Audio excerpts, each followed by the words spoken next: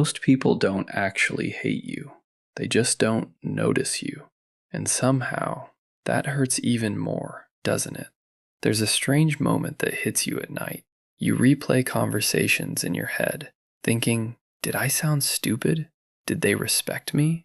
Did I prove myself enough?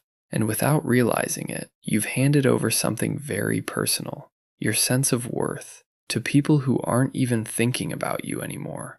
That's the trap. Not validation itself, but the dependency on it.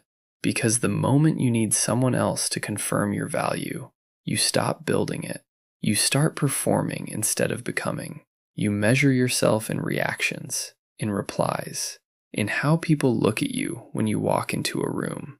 And if the reaction isn't there, your confidence disappears like it was never real.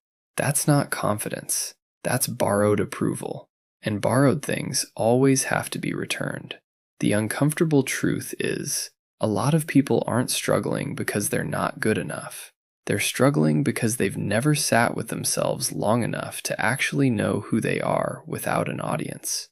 It's easier to chase applause than to stand in front of a mirror and ask, would I respect myself if nobody else did?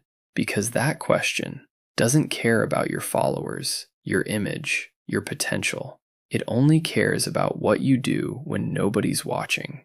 That's where real self-worth starts. Not in big wins, not in titles, not in proving people wrong. It starts in quiet, almost invisible moments, when you choose to work on something even when nobody is waiting for the result. When you improve something about yourself that no one will clap for.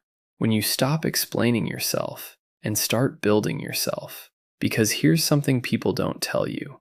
The strongest response to doubt is not an argument. It's progress. You don't need to defend your value if your work is slowly making it obvious. And yes, it's slow, uncomfortably slow.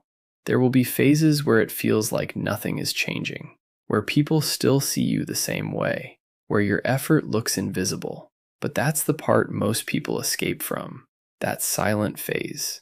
And ironically, that's the phase that builds everything. Because consistency doesn't just improve your skill, it rewires how you see yourself.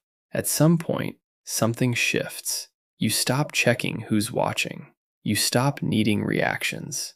You stop explaining your path. Not because you made it, but because you finally trust what you're building.